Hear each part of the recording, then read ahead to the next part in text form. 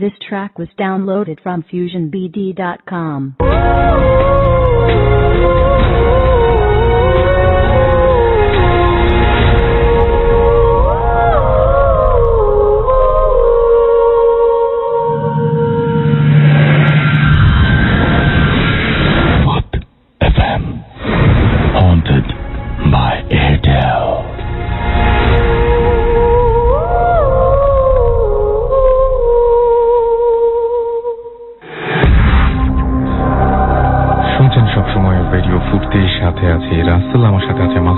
শুরু হয়ে গেল ভূত এফএম হন্টেড বাই এয়ারটেল। আর আমি জানি যে আজকে অনেক আয়োজনের পরেও অনেক ইচ্ছা থাকা সত্ত্বেও অনেকে ভূত এফএম মিস করতে পারেন। তাদের জন্য সুখবরটি হচ্ছে আপনারা আবারও এই এপিসোডটা শুনতে পারেন। আর সেই জন্য যেটা করতে হবে, আপনাকে এয়ারটেল এম রেডিওর সাহায্য নিতে হবে। আপনার এয়ারটেল নাম্বার থেকে ডায়াল করুন 4040 এবং সিলেক্ট করুন channel 22 from any Airtel connection, এবং আপনি দেখবেন যে তারপরে এপিসোডের অপশনগুলো চলে আসছে। যেটা পছন্দ হয়, যেটা শুনতে চান বা যেটা মিস করেছেন, সেই এপিসোডটা শুনতে পারেন। নাও listeners can get the Bhoot FM tune as their caller tunes, my tunes from Airtel. Bhoot FM tune code is 92125. You can activate it by sending SMS. And সেই জন্য আপনাকে যেটা করতে হবে, আপনাকে একটা SMS করতে হবে আপনার এয়ারটেল নাম্বার থেকে। লিখে ফেলুন CT স্পেস 92125 92125। এই নাম্বারটা অনেক ইম্পর্টেন্ট, কারণ এটাই হচ্ছে টিউনের কোড, এবং এটা পাঠিয়ে দিতে হবে 3123 নাম্বারে। আর প্রতিদিনের মতো আজকেও দেখতে পাচ্ছি যে অনেক SMS আগে থেকে এসে বসে আছে। আমি চাই যে আমরা শুরু করার পরে SMS গুলো আসুক, তাহলে আরো বেশি ভালো হয়। অনেকে আগে থেকেই লিখছেন যে অনেক ভয় পাচ্ছেন। না, আমরা সঠিক তথ্য চাই আপনাদের কাছ থেকে, যে আসলে যেমন লাগে শো তেমনই বলবেন। ভূত এফএম কেমন লাগছে সেটাই বলবেন। শুরু হওয়ার আগে কিভাবে বুঝলেন যে ভালো লাগছে। আর শুরুতেই বলে দিই যে আমাদের SMS করার যে নিয়মটি, আপনার এয়ারটেল নাম্বার থেকে অথবা অন্য যে কোনো নাম্বার থেকে আমাদের SMS করুন। লিখে ফেলুন SHOUT শাউট স্পেস আপনার নাম স্পেস আপনার মেসেজ, পাঠিয়ে দিন 9840 নাম্বারে। এছাড়াও আপনি আমাদের ইমেইল করতে পারেন। অবশ্যই সেটা যদি আপনাদের বড় কোনো ঘটনা থাকে, যে ঘটনাটা আপনার আগামী সপ্তাহে চান এই স্টুডিওতে এসে নিয়ে শেয়ার করতে, বা চান যে আমি পড়ে শোনাই, তাহলে আমাকে অবশ্যই ইমেল করুন। ইমেল করতে হবে আপনাকে নাম, ঠিকানা এবং ফোন নাম্বার সহ। And the email address is bhootfm@radiofurti.fm, which is BHOOTFM@radio RADIOFOORTI.FM। এই হচ্ছে অবস্থা। আমি দেখতে পাচ্ছি অনেক SMS রয়েছে, এবং আমি ইনশাআল্লাহ আপনাদের SMS গুলো একটা পড়বো, এবং আমি জানি যে SMS পড়লে আপনারা খুশি হন, না পড়লে অনেক কষ্ট পান। আমি বুঝি, সবাই বোঝে, মাসুম বুঝে না। তো আমি এখন সরাসরি ঘটনায় চলে যাই। আপনাদের পাঠানো ঘটনা দিয়েই শুরু করছি। আমাকে SMSটি পাঠিয়েছেন আবু তোহা মোহাম্মদ তামাম। এটা কি তামিম হবে কিনা আমি ঠিক জানি না। তিনি একজন পেশায় একজন ছাত্র, মিরপুর 1-এ তিনি থাকেন, এবং তিনি বলছেন যে আমার এই ঘটনাটি 2004 সালের, তখন আমি সবেমাত্র ক্লাস 9-এ। ঘটনাটি আমরা যে বাসায় ভাড়া থাকতাম সে বাসাকে কেন্দ্র করে। বাসাটি মিরপুর বাংলা কলেজের পাশে কোনো এক এলাকায় অবস্থিত। গোপনীয়তা রক্ষার জন্য বাসার নাম উল্লেখ করলাম না। 3তলা বাসাটির 3য় তলায় বাড়ির কেয়ারটেকার এবং 2য় ও নিচতলায় ভাড়াটিয়া থাকত। বাসাটির পরিবেশ খুব সুন্দর ছিল, এবং বাসাটি অত্যন্ত সুন্দর পরিকল্পনা মাফিক তৈরি করা হয়, কারণ এই বাসাতে বাড়িওয়ালাদের থাকার কথা ছিল, কিন্তু বাড়িওয়ালি মারা যাবার পর তারা সপরিবারে আমেরিকা চলে যায়। 2001 সালে নিচতলা ভাড়া নেই আমরা। প্রথম 2 বছর কোনো সমস্যা হয়নি, কিন্তু 3য় বছর থেকে সমস্যা শুরু হতে থাকে। বাসার পশ্চিম পাশে একটি অগভীর জলাশয় ছিল, এবং জায়গাটি ফাঁকা ছিল, কেউ সেখানে যেত না। আমি একদিন গভীর রাতে হঠাৎ ছোট বাচ্চার কান্নার শব্দ শুনতে পাই। শব্দটি সেই জলাশয়ের দিক থেকে আসছিল। প্রথমে আমি এটাকে তেমন আমলে দেই নাই, কিন্তু সেই থেকে প্রতিদিন বিভিন্ন ধরনের শব্দ শুনতে লাগলাম, যেমন কুকুরের কান্নার শব্দ, বিড়ালের কান্নার শব্দ। আমার পরিবারের সবাইও সেই শব্দ শুনতে পেত, কিন্তু শব্দের কোনো উৎস খুঁজে পাওয়া যেত না। আজব ব্যাপার হচ্ছে, শব্দগুলো শুধু আমার পরিবারের সবাই শুনতে পেত, অন্য ওপরতলা বা অন্য বাড়ির কেউ পেত না। বাড়িতে মোট 5টি রুম ছিল, সবগুলো আমরা ব্যবহার করতাম না। একটি রুম খালি ছিল। তো এবার আমি গভীর রাতে একবার সেই রুম থেকে মানুষের কথা বলার ফিস ফিস শব্দ শুনতে পেলাম। আমি হতবাক হয়ে গেলাম, কিন্তু এসবকে তেমন গুরুত্ব দেইনি।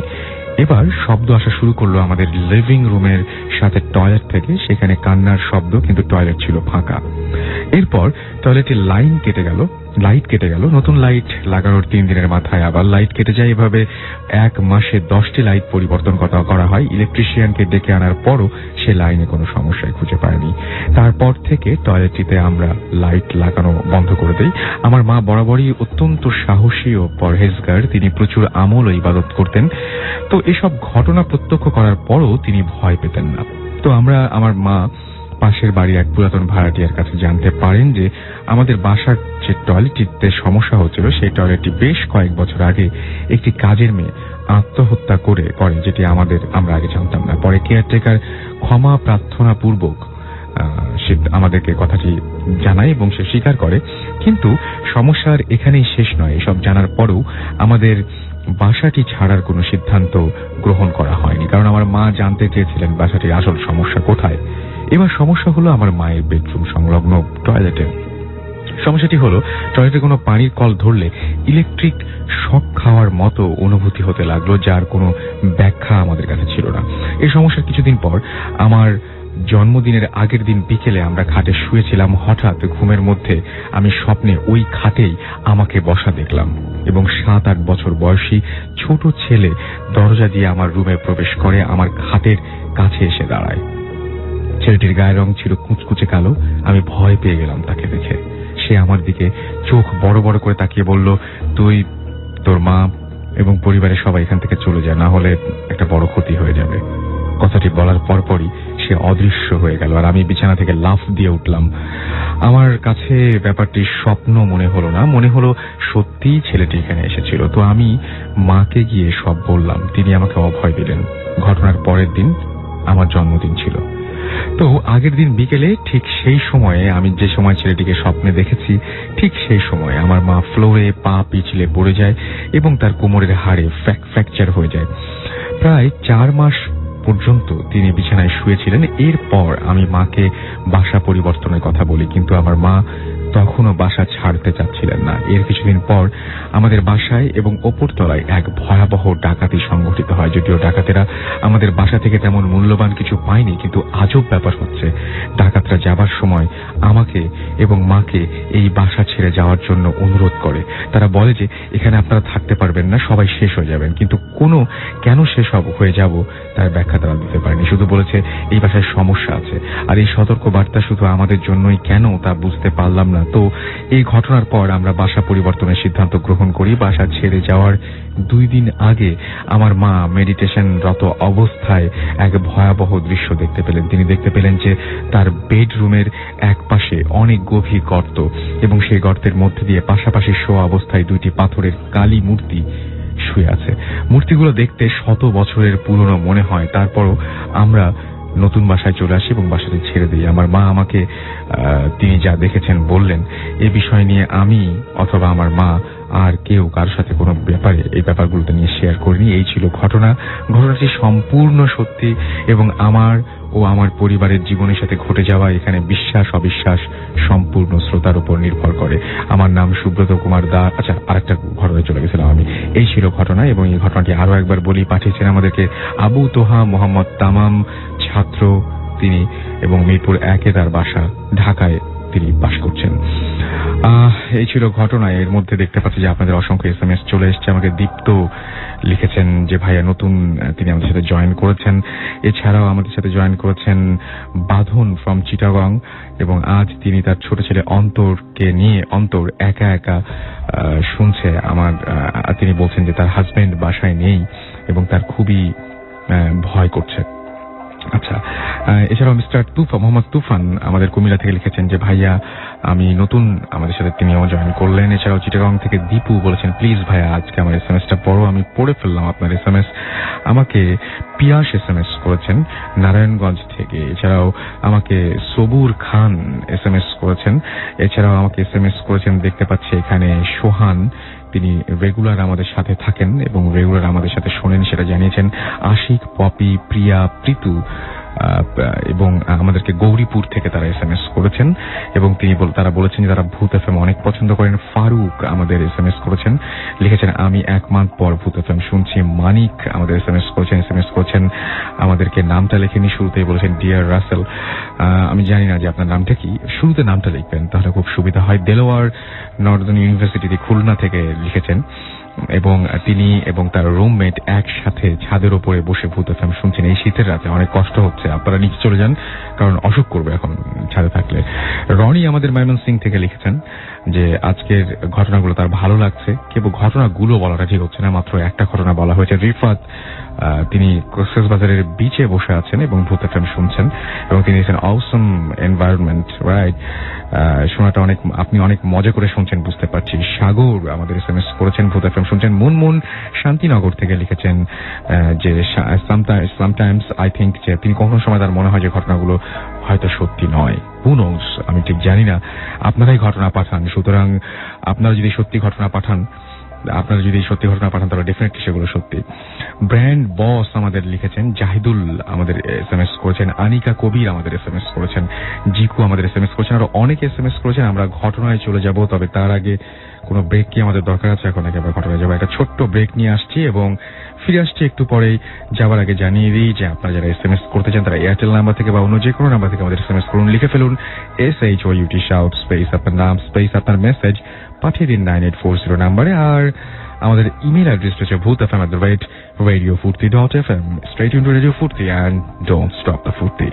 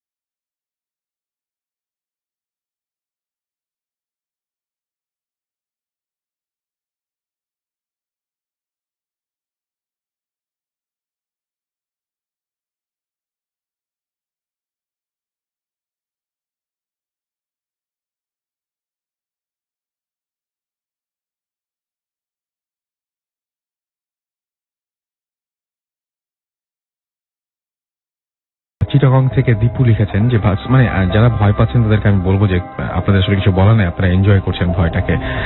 চিটাগং থেকে দীপু আমাদের SMS করেছেন, আমি আর একা ভয় পাচ্ছি। আচল এবং অর্ণি আমাদের খুলনা থেকে SMS করেছেন এবং তিনি বলেছেন যে উই আর টু সিস্টার্স, এবং তারা দুজনেই আমাদের সঙ্গে রয়েছেন একসাথে। So thanks for being with us. এবং যারা SMS পাঠাচ্ছেন তাদেরকে অনেক অনেক ধন্যবাদ। যারা SMS পাঠাচ্ছেন এখন নিয়মটা জানেন না, তাদেরকে বলে দেই, আপনার মোবাইলের মেসেজ অপশনে গিয়ে টাইপ করুন SHOUT শাউট স্পেস আপনার নাম স্পেস আপনার মেসেজ পাঠিয়ে দিন 9840 নাম্বারে, আপনার এয়ারটেল নাম্বার বা অন্য যে কোনো নাম্বার থেকে। আর চলে যাব আবারও ঘটনায়, এবং আমাদের সঙ্গে আরো একজন গেস্ট রয়েছেন, তার নামটা আপনার নামটা বলুন প্লিজ।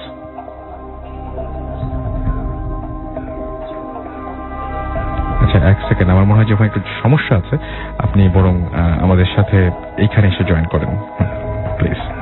জি ঠিক আছে, আইটু কাছ থেকে বলতে হবে।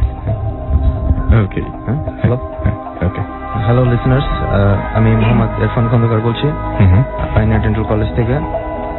ফার্স্ট অফ অল আমি এই অপরচুনিটি নিতে চাই কিছু মানুষকে ধন্যবাদ জানানোর জন্য, স্পেশালি সব লিসনার্স যারা এখন শুনছেন, এবং পাইনিয়ার ডেন্টাল কলেজে আমাদের 14th ব্যাচের যারা স্টুডেন্ট আমাদেরকে সাপোর্ট করার জন্য, এবং যারা শুনছেন এখন আমাদের কলেজের সিনিয়র ভাই বোনেরা এবং জুনিয়ররা যারা শুনছেন, থ্যাঙ্কস ফর ইউর সাপোর্ট। এবং অলসো টিচার্স যারা শুনছেন সবাইকে ধন্যবাদ। আমিও বলবো যারা ইন্সপায়ার করেছেন আপনাদেরকে, তাদেরকে বলবো বেশি বেশি করে ইন্সপায়ার করুন, যাতে আমরা বেশি বেশি করে গেস্ট পাই এবং আপনাদের ভালো ভালো সব ঘটনা উপহার দিতে পারি। Thank you guys. প্রথমে আমরা এখন কাহিনীতে চলে যাই। আচ্ছা, কাহিনীটা হচ্ছে পল্টনের একটা বাসায় আর কি হয়। আমার বাসাটা হচ্ছে আমার ফুপির বাসা। তো কাহিনীটা হচ্ছে আপনার 15-16 বছর আগের কাহিনী হবে। আমি তখন ক্লাস 2 বা 3-তে পড়ি আর কি। তো আগে বাসার একটু ইতিহাস না বললে হয় না। তো বাসাটা হচ্ছে 5তলা বিল্ডিং একটা, এবং খুব পুরানা বিল্ডিং। তো বিল্ডিং এর একটা ট্র্যাজেডি হয় আর কি, মানে বিল্ডিং এর 5তলায় যে ফ্ল্যাট ছিল, আর এটা যেহেতু অনেক পুরানো মানে স্টাইলের বিল্ডিং, সো এক একটা ফ্লোরে অনলি একটা করে ফ্ল্যাট, খুব বড় ফ্ল্যাট আর কি, 3000 স্কোয়ার ফিটের মতো। টপ ফ্লোর যেটা ছিল আর কি, ওখানে মানে একজন খুব চঞ্চল একটা ছেলে ছিল যে আর কি অ্যাক্সিডেন্টের কারণে ওখানে মারা যায় আর কি। মানে ওই বাসার যে সিলিংটা ছিল নর্মালি অন্যান্য ফ্লোরের থেকে এটার সিলিং এর হাইটটা অন্যান্য মানে ফ্ল্যাট থেকে একটু কম ছিল। সো বিছনা থেকে একজন লাফ দিয়ে সিলিং ধরতে পারে এরকম একটা হাইট ছিল। তো খেলা করতে করতে একদিন সে লাফ দিয়ে ফ্যান মানে ঘুরছিল সিলিং এ, এবং তার মাথা ওখানে ফ্যানের মধ্যে লেগে মানে ইনজুর্ড হয় এবং ব্লিডিং এর কারণে মারা যায়। তো এরপর থেকে ভাড়াটিয়ারা চলে যায়, কিন্তু যারাই আসে ভাড়াটিয়ারা কেউ থাকে না আর কি। মানে আসার পর হয়তো কয়েক মাস এরপরে চলে যায়। তো এইভাবে যখন দেখা গেল যে আসলে কেউ আসছে না, ভাড়া হচ্ছে না, কেউ কোনো ভাড়াটিয়া এখানে থাকছে না, তো বাড়িওয়ালা যিনি ছিলেন মানে আমার ফুপি, তো উনি চিন্তা করে যে ঠিক আছে আমরাই থাকি। ওনারা যদিও দোতলায় থাকতো, তো ওনার মেয়ে আমার ফুফাতো বোন আর কি, তো উনি চিন্তা করলো যে আমি উপরে থাকি। ওনার এক ছেলে আছে, আমার মানে রিলেশনে আমার নেফিউ হয়, তো যদিও আমার থেকে বয়সে অনলি 2 মাস ছোট। তো মানে আমার তো ওনারা দুইজন আর কি মানে ইয়েতে টপ ফ্লোরে থাকতো। তো ওখানে আমি, আমার ছোট ভাই এবং আমার যে নেফিউ ওর নাম রাজিন, আমরা 3জন ওখানে যে বারান্দাটা ছিল আর কি, বিশাল বড় বারান্দা, ওখানে আমরা মানে ক্যারাতে প্র্যাকটিস করতাম আর কি। আমার বাবা হচ্ছে একজন মার্শাল আর্টস এনথুজিয়াস্ট, সো আমাদেরকে ছোট থেকেই চেয়েছিল আর কি যে মানে সেলফ ডিফেন্সের জন্য মার্শাল আর্ট শেখানোর জন্য। সো আমাদের একজন সেন্সে ঠিক করা হলো, এবং সে প্রত্যেক সপ্তাহে একবার করে বা তিনবার করে আমাদের এসে ওখানে শেখাতো আর কি, বারান্দাটা আমরা শিখতাম। তো এখন যে কাহিনীটা হলো আর কি, তো ফার্স্ট অফ অল মেইন কাহিনীর আগে বলতে হয় যে আমি ওখানে আমার কিছু ওখানে কিছু মানে অদ্ভুত অনুভূতি হয়েছিল আর কি। ওইটা এই জিনিসটা আমি আগে বলতে চাই। একদিন এরকম মানে আমরা ওখানে প্র্যাকটিস করতাম বিকালে থেকে সন্ধ্যা হয়তো 7টা বা 8টা পর্যন্ত আর কি, 3 ঘন্টা। তো আমরা যখনই আমাদের হতো আর কি, পানি পিপাসা লাগতো, আমরা বারান্দা থেকে বের হয়ে ডাইনিং স্পেসে এসে পানি খেয়ে আবার চলে যেতাম। তো বেশ দূর ছিল আর কি বারান্দা, ডাইনিং স্পেস, এবং মাঝখানে একটা বড় হলওয়ে ছিল, এবং এই হলওয়ের ডান দিক এবং বাম দিক এক একটা দরজা ছিল, যে দরজাগুলোতে বিভিন্ন রুমে ঢুকে আর কি। তো এরকম একদিন আমি পানি খেতে আসলাম, পানি খেলাম, খেয়ে যখন আমি ব্যাক করছি তখন সন্ধ্যার পর আর কি, আমাদের প্র্যাকটিস প্রায় শেষের দিকে চলে আসছে। তো আমি ব্যাক করার সময় যে হলওয়েটা, ওই হলওয়েটা খুব একটা উজ্জ্বল মানে ছিল না, মানে ওখানে অনলি একটা লাইটই ছিল, 60 ওয়াটের একটা বাল্ব ছিল। সো আপনারা বুঝতে পারছেন যে একটা ব্রাইটনেস কত হতে পারে, অনেক লম্বা হল। তো এখন ওইখানে আমি যখন হাঁটা শুরু করলাম, ওই হলওয়ের মাঝপথে বাথরুমের দরজা ছিল আর কি, ওখানে একটা বাথরুম ছিল। তো আমি হাঁটা শুরু করলাম, যখন বাথরুমের দরজাটা পার করার পর আমি আমার পিছে আমার মতো ফুটস্টেপস আর কি শুনতে পারলাম। মানে ফ্লোরটা যেহেতু ছিল মোজাইকের আর পুরানা ছিল, সো ওখানে মোজাইকের, আসলে ভাই আপনি মনে হয় বুঝতে পারবেন, মানে মোজাইকের যদি পুরান ফ্লোর হয়, পাড়া দিলে কিন্তু একটা শব্দ হয়, কিচকিচ করে একটা শব্দ হয়। তো আমি তো হাঁটলে অনলি আমার শব্দই শুনবো, আমি তো অন্য কারো শব্দ শুনবো না। কিন্তু আমি ওই সময় আমার পিছে অন্য মানে আরেকজনের শব্দ শুনতে পারছিলাম। তো আসলে আমি ওই সময় ওই জিনিসটা অত ভাবে মূল ঘটনায় চলে যায়। তাহলে মূল ঘটনাটা এই জিনিসটার পরে মানে আমার একটু হয়েছিল যে এখানে একটু মানে কোনো ঝামেলা থাকতে পারে। আমি আসলে ছোট ছিলাম, আমি জিনিসটা করতে পারিনি। তো কিছুদিন পর থেকেই আমাদের ওখানে প্র্যাকটিস বন্ধ করে দিল। আমার বাবা বললো যে না, এখানে না, অন্য জায়গায় আমাদের ঠিক করা হলো। তো আমি তখন রাজদিনকে জিজ্ঞেস করলাম যে কি এরকম কেন। তখন ও তো প্রথমে বলতে চায় না আমাকে, পরে বললো একদিন যে নর্মালি সন্ধ্যার পরে উপরে ওকে একা যেতে দেওয়া হয় না বাসায়।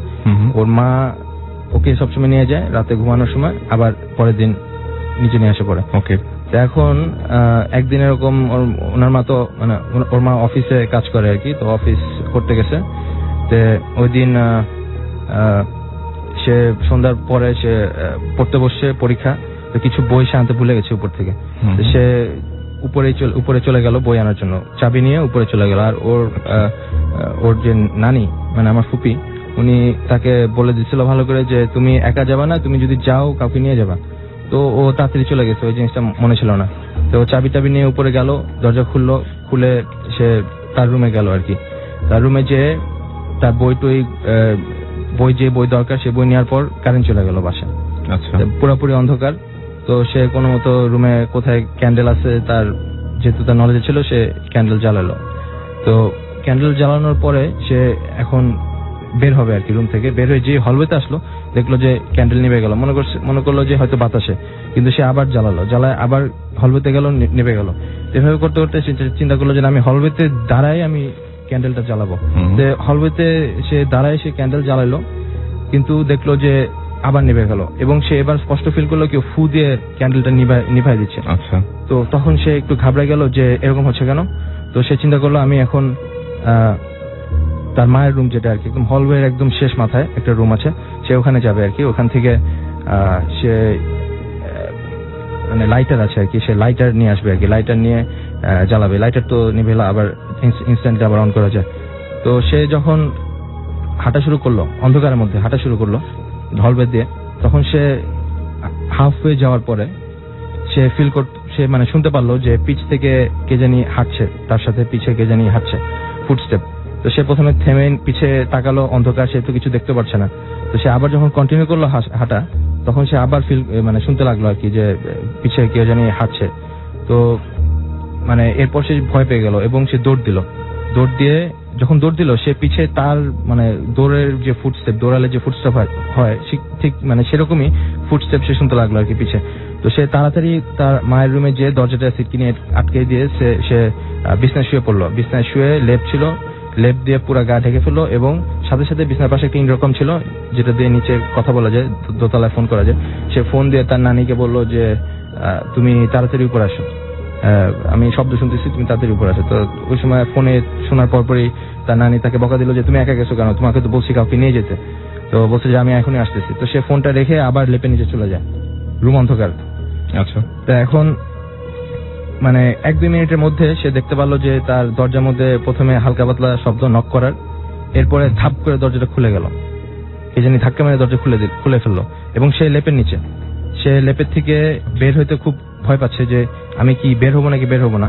সে ওই সময় দেখতে মানে লেপের সাইডে একটু মানে ফাঁকা ছিল আর কি, সে ওখান দিয়ে বাইরে দেখতে পাচ্ছে যে লাইট দেখা যাচ্ছে, কিরকম একটু সাদা সাদা লাইটের মতো দেখা যাচ্ছে, কিন্তু সেই জিনিসটা কি পুরো ফুল ভিউতে তো নাই, সে বুঝতে পারছে না। তো এটার কারণে সে খুব ভয় পাচ্ছিল যে সে কি বের হবে না কি করবে। আর সে তারপর একটু পরে শুনতে পাচ্ছে যে ওই যে জিনিসটা আছে মানে রুমে আছে তার সাথে, সেটা বিছানার পাশ দিয়ে হাঁটতেছে, তার চারপাশে সার্কেল করার মতোই আর কি, সে শুনতে পাচ্ছে আর কি। তো এখন সে যখন প্রায় 1-2 মিনিট এভাবে যখন হতে থাকলো, সে তারপরে ডিসিশন নিল মানে এখন ডু অর ডাই সিচুয়েশন, তার কিছু একটা করতে হবে। তার হয়তো সে ভয় পাচ্ছে সে যদি এখানে থাকে তার কিছু করে ফেলবে জিনিসটা। আর সে চিন্তা করতেছে আমি যদি এখন পালাই তাহলেও তো আমাকে ধরতে পারে, কিন্তু সে ডিসাইড করলো যে না, আমাকে পালাইতে হবে যেমনি হোক, কারণ না পালালে মানে অ্যাটলিস্ট পালালে তার একটা চান্স আছে এখান থেকে এসকেপ করার। তো সে লেফটটা খুলে দৌড় দিল, তার মানে দরজা যেখানে ছিল রুমের দরজার দিকে দৌড় দিল, এবং সে তখন যেটা দেখতে পারলো যে রুমের দরজার সামনে একটা সাদা আলোর মতো একটা কিছু ওখানে আছে আর কি, দাঁড়িয়ে আছে আর কি, মানে বাতাসে ভাসতেছে।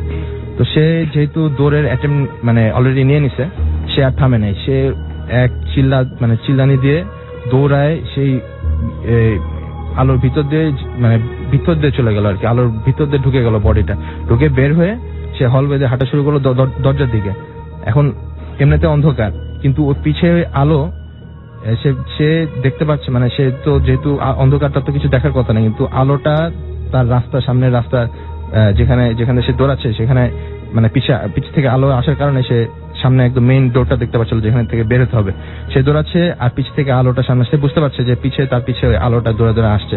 সে দৌড়াতে মেইন গেটে যখন গেল, যায় সে মেইন গেট খোলা, মেইন গেটের দিকে যাওয়ার সাথে সাথে দেখলো যে তার নানি উপরে চলে আসে কাজের মানুষদেরকে নিয়ে। এসব তাদেরকে তো জড়ায় টড়ায় ধরলো যে এরকম কি জানি আছে পিছে, কিন্তু তারা তাকে দেখলো কিছু নেই, পুরো অন্ধকার। তারপরে নিচে নিয়ে গেল, নিচে নিয়ে যাওয়ার পর ওকে তো আসলে এগুলো কিছুই বলা হয়নি। পরে ওর মাও আসলো রাতে ওই দিন, তারপরে এগুলো সব ওকে বলা হলো যে হয়েছে এখানে, তুমি আর উপরে যাবে না। এরপর থেকে উপরের থেকে তাদের যে জিনিস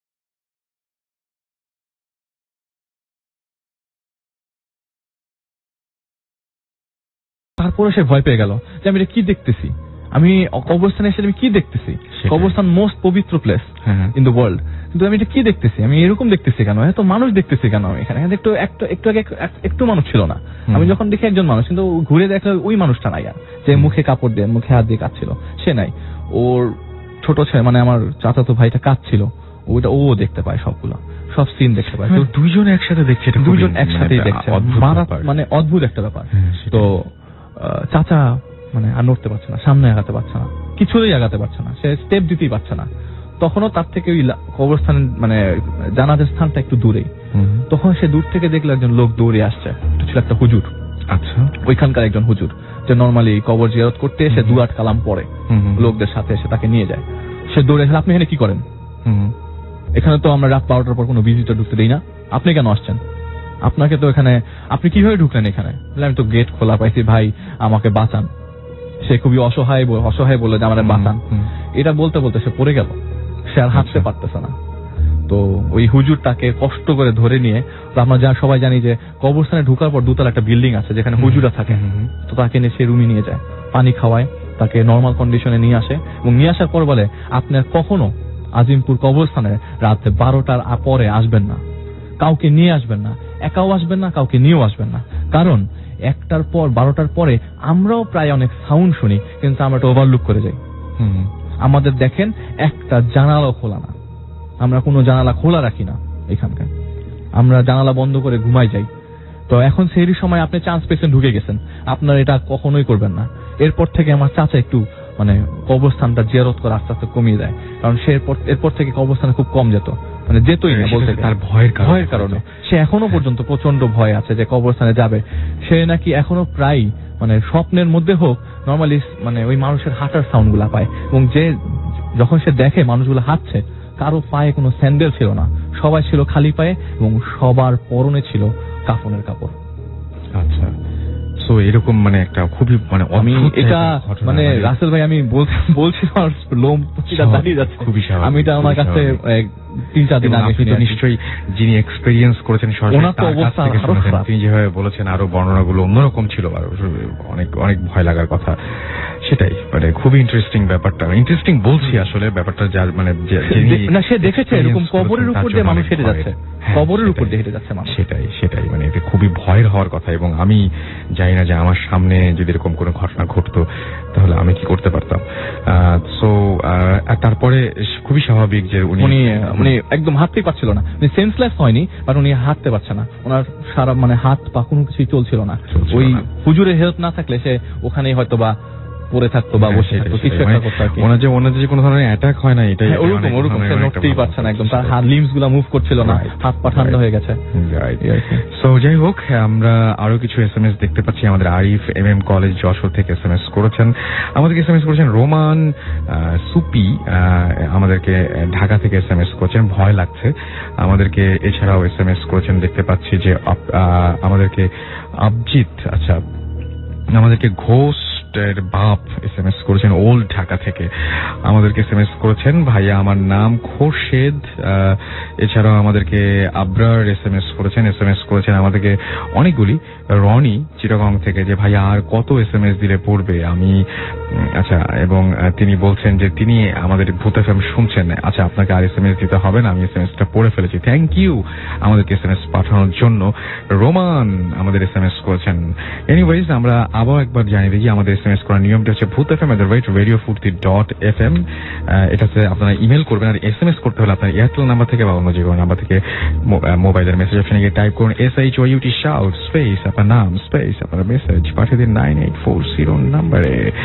আর সেই সাথে আমি বলি, আরো একবার বলতে চাই, সেটা হচ্ছে যদি আমাদের এই শোটা আজকে আনফরচুনেটলি কেউ মিস করেন, আমি জানি যে অনেকেই অনেক আশা করে, অনেক কষ্ট করে, অনেক সময় বের করে, কালকের কথা চিন্তা না করে আমাদের সাথে আছেন, তারপরে যদি কেউ জাস্ট ইন কেস মিস করে ফেলেন, তাহলেও হতাশ হবার কিছুই নেই, আপনি এয়ারটেল এম রেডিওর সাহায্য নিতে পারেন। আপনার এয়ারটেল নাম্বার থেকে ডায়াল করুন 4040 এবং সিলেক্ট করুন চ্যানেল 22, আর আপনি তারপরে দেখবেন যে একের পর এক এপিসোডের অপশনগুলো আপনি পেয়ে যাচ্ছেন এবং আপনি আপনার পছন্দের এপিসোডটি বেছে নিন সেখান থেকে। And now listeners can get the Bhoot FM tune as their caller tunes, my tunes from Airtel Bhoot FM tune code is 92125 and you can activate it by sending an SMS or SMS to the CT space 92125 এবং send করুন এটা 3123 নম্বরে।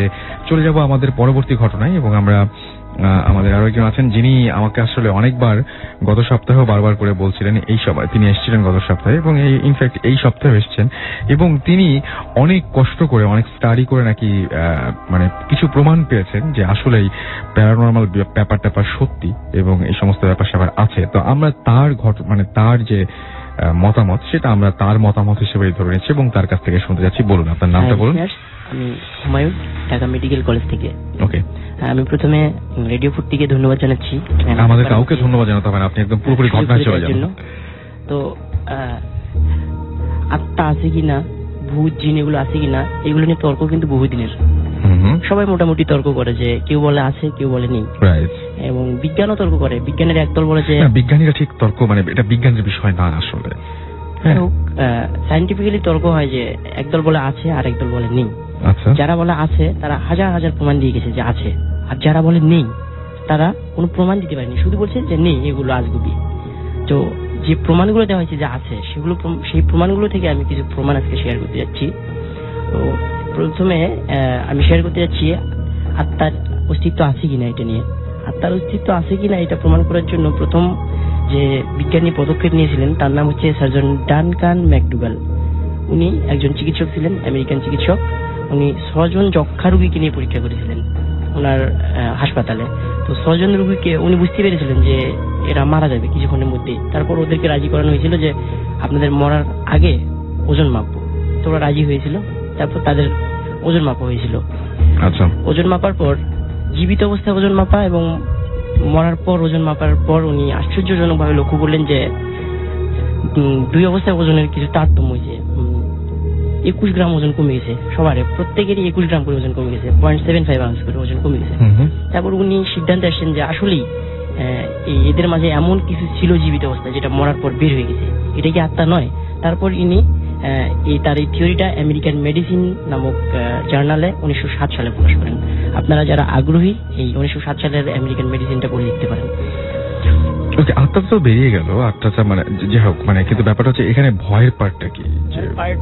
এখানে যে আত্মাগুলো বের হয়ে যাচ্ছে এবং আমরা এখানে এবং আমাদেরকে যে আমরা বিভিন্ন সময় বিভিন্ন ধরনের প্যারানর্মাল অ্যাক্টিভিটি দেখতেছি, অ্যাবনর্মাল অ্যাক্টিভিটি দেখতেছি, এই আত্মাগুলি হয়তো আমাদের আমি প্রমাণ করার চেষ্টা করতেছি যে আসলে এগুলো ঘটে। ওকে ওকে, তারপরে এছাড়া বিজ্ঞানীদের একটা কাজ হচ্ছে কি, একজন যদি কোনো থিওরি দেয় আর একজন কি করে এটা নিয়ে মানে এটাকে ভুল প্রমাণ করার জন্য চেষ্টা করে। তখন লস অ্যাঞ্জেলস পলিটেকনিক ইনস্টিটিউটের একজন শিক্ষক এইস লাভ টুইনিং উনি কি করলেন, ইঁদুর নিয়ে গবেষণা শুরু করলেন যে আসলে কি আত্মা আছে। তিনি 70টা ইঁদুর জীবিত অবস্থায় ওজন মাপলেন, তারপর পটাশিয়াম সায়ানাইড প্রয়োগ করে মরার পর আবার ওজন মাপলেন। তারপর দেখলেন যে ওই একই কাহিনী, ওজন কমে যায়। তাহলে প্রমাণিত হচ্ছে যে আত্মা আছে এবং আমরা যে ভয় পাচ্ছি, অ্যাবনর্মাল অ্যাক্টিভিটি দেখতেছি, ভূত দেখতেছি, অবশ্যই এই আত্মার কারণে হয়তো দেখতেছি।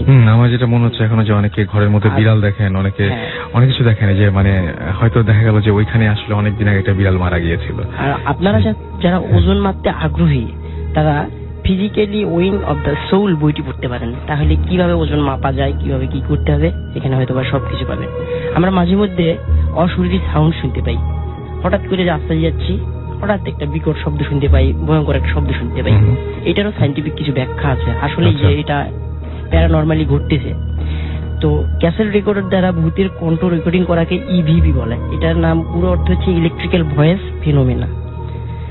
আচ্ছা, এগুলো তো গেলই, এগুলো আমরা শুনতে চাই না। আমরা যেটা শুনলাম যে সেটা হচ্ছে আপনি যে বললেন যে মোটামুটি আপনার কথা হচ্ছে যে আত্মার একটা ব্যাপার আছে এবং সেটা আমাদের শরীরের মধ্যে আলাদা একটা জায়গা আছে যেটার একটা ওজন আছে আর কি, এবং সেটা ওজনের তারতম্য ঘটে একটা মানুষ যখন জীবিত থাকে এবং তারপরে যখন মানুষটি মারা যায় তারপরে তার তারতম্য ঘটে। সুতরাং আপনি বলতে যাচ্ছেন যে এই আত্মাটা হয়তো আশেপাশে কোথাও, মানে আমি ঠিক মানে আমাদের খুব আজব লাগছে যে যেই মুহূর্তে মানুষটি মারা গেল সেই মুহূর্তে যদি ওজনটা সত্যিই কমে যায় এবং আপনার কথা যদি সত্যি হয় এবং আত্মাটা যদি তখনই বের হয়ে যায় ঘর থেকে, সো আমি জানি না ঘর তো চারিদিকে বন্ধ থাকলে কি হবে।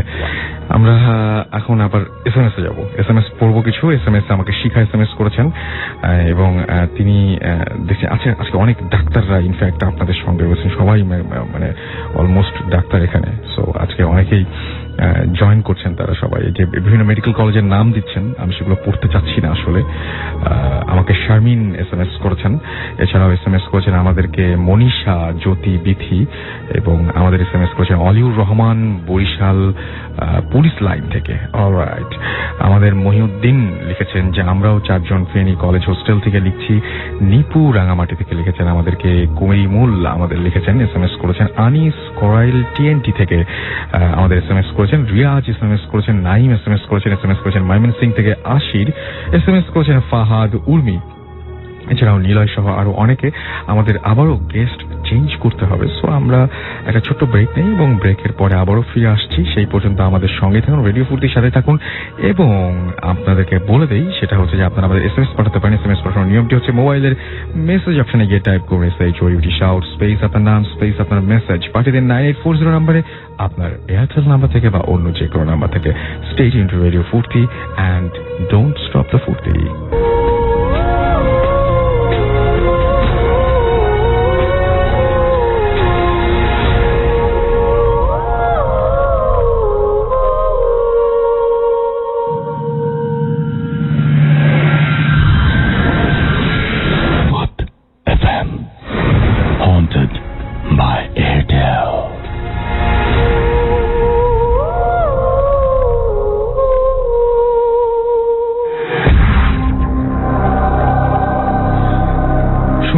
রেডিও ফুর্তি আর চলছে ভূত FM হন্টেড বাই এয়ারটেল। আমি আছি রাসেল এবং আমার সঙ্গে মাসুম আছেন এবং সেই সাথে রয়েছেন আমাদের গেস্টরা। আমরা কথা না বাড়িয়ে সরাসরি ঘটনায় চলে যাব, কারণ আমরা এখন অনেকগুলো ঘটনা আমাদের কাছে রয়েছে। সো আপনারাও কেউ ঘুমিয়ে যাবেন না, আমাদের সঙ্গেই থাকুন। আমি দেখতে পাচ্ছি যে অনেকে SMS-ও করছেন এখনো পর্যন্ত, যারা আমাদের সঙ্গে আছেন তাদেরকে অনেক অনেক ধন্যবাদ এত রাত পর্যন্ত আমাদের সঙ্গে থাকার জন্য। আমি দেখতে পাচ্ছি নাইম মোহাম্মদপুর থেকে লিখেছেন যে তিনি ঘরে একা শুয়ে ভূত FM শুনছেন। জাহিদ আমাদের SMS করেছেন সৈকত গোরস্তান রোড বরিশাল থেকে।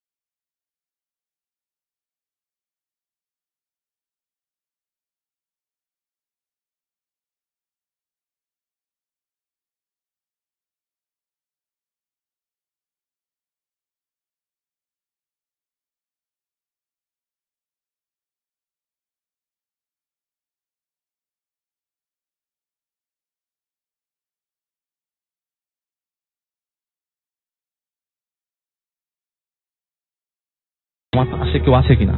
ওটা তাকাতে তাকতে দেখলো ওটা ভ্যানিশ হয়ে গেছে। সে তাড়াতাড়ি বাসায় চলে যায় এবং পরদিনই তার বাবাকে গিয়ে ইনফর্ম করে। তার বাবা খুবই ওলি টাইপের একজন মানুষ, খুবই নামাজ কালাম পড়তো। সে সবসময় এই মানে কি বলে দোয়া কালামের মধ্যে থাকতো সারাক্ষণ। তো উনি ঘটনাটা শুনলেন, শোনার পরে বললে যে তুমি সবসময় একটু সেফ থেকো, এই তাবিজটা সাথে রাখো। সে তাবিজ দিয়ে দিল। কিন্তু ওই তাবিজ নেওয়ার পরও আমার চাচি যা দেখা বন্ধ করলেন না। সে একদিন ছাদে উঠলো, একটু মানে ওনার একটু স্বাস্থ্য ছিল আর কি, ছাদে ডায়াবেটিসের পেশেন্ট, সে ছাদে উঠে প্রায় হাঁটতো।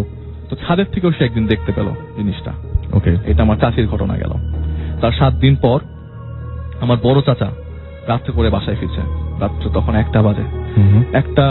সে আসার সময় দেখলো যে কি দেয়ালের উপরে কে বসে আছে। সে ভাবলো যে এত রাতে, তাকে কি জিজ্ঞেস করি, তুই কে, দেয়ালে বসে আছিস কেন, এত রাতে বসে আছিস কেন? আমাদের এরিয়া, আমার দাদা চাচার ওখানে জন্ম, তারা একটু পাওয়ার দেখাতে গিয়ে জিজ্ঞেস করলো তুই কে। ও যখন ওনার দিকে ফিরলো, ওই চেহারা বলার মতো আর না, চাচা ওইখানেই শেষ। আচ্ছা, তো চাচাকে ওখান থেকে পরে দেখলো যে দারোয়ান ছিল আমাদের ওখানে, দেখেছে চাচাকে পড়ে গেছে, তাকে ওকে নিয়ে বাসায় চলে যায়। কিন্তু দারোয়ান এখানে এসে কোনো কিছু দেখে নাই। দারোয়ানের কাছ থেকে আমরা কোনো কিছু পাই নাই, কিন্তু ওখানে দারোয়ান কন্টিনিউয়াসলি পাহারা দিত। তো আমাদের পাশের বাসায় যে একটা মানে ভাইয়া আছে, সেও দেখেছে। এবং এই মেসের লোকজনও প্রায় টিনের উপরে সাউন্ড পেত। মেসটা দোতলার উপরে টিন, প্রায় সাউন্ডটা পেত। তো এরকম করতে করতে একদিন ওই মানে চাচির বাবা, তাকে ইনফর্ম করা হলো। সে আসলো ওইখানে এবং সে এসে বলে কড়ই গাছটা তো খুবই খারাপ কড়ই গাছ, এইখানে তো তুমি কিভাবে যাওয়া আসা করো তোমরা, আমি বুঝি না। তো পরের দিন সে খুব দোয়া কালাম পরে এই কড়ই গাছটা বেঁধে দেয়। এর 1 সপ্তাহ মাঝে কড়ই গাছটা পুরাটাই শুকিয়ে পড়ে। একদমই আমি আপনাকে এখন গেলে দেখাতে পারবো কড়ই গাছটা, একটা পাতাও নাই, কিন্তু কড়ই গাছটা এখনো ওখানে দাঁড়িয়ে আছে। আচ্ছা, এখনো দাঁড়িয়ে আছে, একটা পাতাও নাই, কিচ্ছু নাই। তো এরপর থেকে ওই জিনিসটা ছাদে মানে কড়ই গাছ আর দেখা যায় না। কড়ই গাছ আর আম গাছ, ওই আম গাছের পাশে বাঁশঝাড় ছিল, ওখানেই দেখা যেত নর্মালি জিনিসটাকে। এরপর থেকে কেউ আর দেখতে পেত না।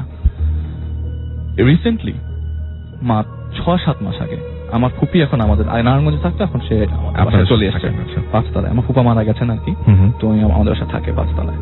সে 5 তলায় ছাদে, তারও ডায়াবেটিস আছে, সেও ছাদে প্রায় হাঁটে আর কি। তো সন্ধ্যার সময় 5টা থেকে 6টা পর্যন্ত হেঁটে 5-6 মাস আগে সে সন্ধ্যার সময় দেখলো আমাদের ছাদের উপর ট্যাঙ্কি উল্টো হয়ে কে জানি দাঁড়িয়ে আছে। ট্যাঙ্কির উপরে, আমাদের ট্যাঙ্কিটা মানে যেদিক দিয়ে ছাদে উঠে ওটার উপর আবার ঢালাই করা, ওইটার উপর ট্যাঙ্কি, তো ওখানে দাঁড়িয়ে আছে উল্টো হয়ে। ফুপি প্রচন্ড ভয় পেয়ে যায় যে এখনো কি এই জিনিসটা আছে। সে আগে শুনতে পায় ঘটনাটা, তো সে দেখেনি কখনো, কিন্তু এই 5-6 মাস আগে সেই জিনিসটা দেখতে পায়। এবং সেজন্য আমি বলেছি যে আমার বাসাটাতে এই পর্যন্ত অনেক কিছু হয়েছে যেটা আমি জানতাম না।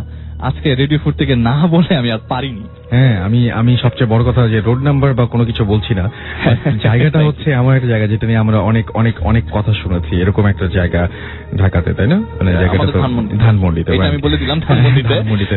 এবং ধানমন্ডি নিয়ে আমরা আমাদের যখন ভূত এফএম শুরু করি তখনই ধানমন্ডি দিয়েই শুরু হয়েছিল ঘটনাটা। এবং ধানমন্ডিতে যারা চলাফেরা করছেন এবং ধানমন্ডিতে যারা বাস করেন তারা একটু সাবধানে থাকবেন। এবং ধানমন্ডিতে ওই যে বলে না যে সম্ভাবনাময় একটা এলাকা আর কি, ধানমন্ডিতে সমস্ত দেখা, যাদের খুব শখ তারা এই ভূত এফএম শুনতে শুনতে আপনার জানালার পর্দাটা একটু সরিয়ে দিন বা ছাদে চলে যান, দেখবেন কিছু একটা দেখার সম্ভাবনা থাকতেও পারে। আমি অবশ্য মানে কি বলবো যে আমার যে ঘটনাগুলো বলি সেটাও মনে হয় ওই এলাকার কারণে, আমার ওই আশেপাশেই থাকতে হয় এবং সেখানেও এই ঘটনাগুলো ঘটে এই একটা কারণে। কিন্তু অনেকেই দেখেছে। হ্যাঁ, সেটাই আমি এর আগেও একটা ঘটনা বলেছিলাম যে আমার এরকম হয়েছিল যখন আমি আগে ওই এলাকার কাছাকাছি থাকতাম না, কিন্তু আনফরচুনেটলি আমি শুনতে পাইনি, মানে আমি দেখতে পাইনি, কোনো সাউন্ডও পাইনি। আচ্ছা, আপনি এখনো পর্যন্ত দেখতে পাননি? আচ্ছা, তো আপনি কি দেখতে চান নাকি সেটা? হ্যাঁ, আমার খুব দেখার ইচ্ছা। তাহলে তো কোনো সমস্যা নেই, দোয়া করি আপনি খুব তাড়াতাড়ি দেখে ফেলেন। এবং আপনি দেখে ফেললে লাভটা কি আমার? আমি দেখতে পেলে লাভটা হচ্ছে আমি আপনাকেই ওই দিন সাথে করে নিয়ে যাবো। এক্স্যাক্টলি, আপনি এসে সেটা শেয়ার করতে পারবেন, সবাই জানতে পারবে। Thank you. আমার যেটা মনে হয় যে আমার কিছু এসএমএস পড়া উচিত। আমাকে ডুয়েট থেকে লিখেছেন আমাদেরকে যে আচ্ছা, ডুয়েট থেকে লিখেছেন, নাম লেখেন নাই। নাম না লিখলে আমি আসলে বুঝতে পারছেন যে আপনি কি। আকবর সবুজ আমাদের এসএমএস করেছেন, অর্ণব 007 আমাদের এসএমএস করেছেন, এছাড়াও সাজিদ সুরভি আমাদের এসএমএস করেছেন, আমাকে এসএমএস করেছেন লাইকিমন, এছাড়াও আমাদের এসএমএস করেছেন তারিকুল, এছাড়াও অর্ণব আমাদের এসএমএস করেছেন, রুমেল আমাদের ফেঞ্চুগঞ্জ থেকে আবারও এসএমএস করেছেন।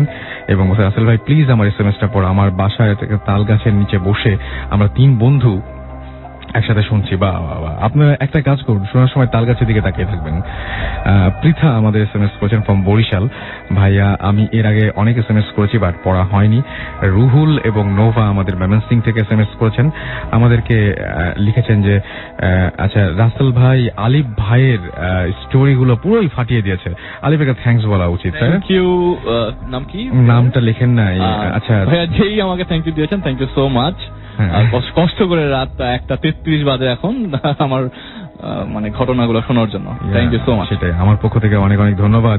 ঝিলিক, রুবা, নিপা, বৃন্দা, নাবিলা, জালালাবাদ, রাজীব, রাবেয়া মেডিকেল কলেজ থেকে আমাদের SMS করেছেন যে আমরা সবাই ভূত FM শুনছি, থ্যাংক ইউ সো মাচ। আমাদের আবারও SMS করেছেন শারমিন ময়মনসিংহ থেকে। SMS করেছেন আমাদের জিয়াউর রহমান গোলাপপুর, দুর্গাপুর, রাজশাহী থেকে। এছাড়া আমাদেরকে সানমুন কুম SMS করেছেন এবং আমাদেরকে আরো অনেকেই দেখতে পাচ্ছি। রাফসান খান SMS করেছেন শান্তিনগর থেকে এবং তিনি বলছেন যে রাসূল আমি ধানমন্ডিতে ভূতের গলি আছে। আচ্ছা তাই, আচ্ছা ভূতের গলি, ধানমন্ডিতে ভূতের গলি নামে একটা, ধানমন্ডির কাছাকাছি ভূতের গলিতে যেখানে আমি এক সময় থাকতাম আর কি। হ্যাঁ, কিন্তু ওখানে ভূত আছে বলে আমার মনে হয়নি। ওখানে আমার খুব খুব মানে ওখানে ভূতের চাইতে বড় কথা হচ্ছে আমি কোনোদিন ওখানে ভূত দেখতে পাইনি, কিন্তু ওখানে ভাই আমার একবার ছিনতাই হয়েছে, ছিনতাইকারীর সাথে দেখা হয়েছে, ভূতের সাথে দেখা হয়নি। তবে তারা ছিনতাই যারা করেছেন তারা ভূত ছিল কিনা আমি বলতে পারবো না, কারণ আমি তখন প্রচন্ড ভয় পেয়েছিলাম। This track was downloaded from FusionBD.com. অস্ত্রের মুখে পড়েছিলাম আর কি।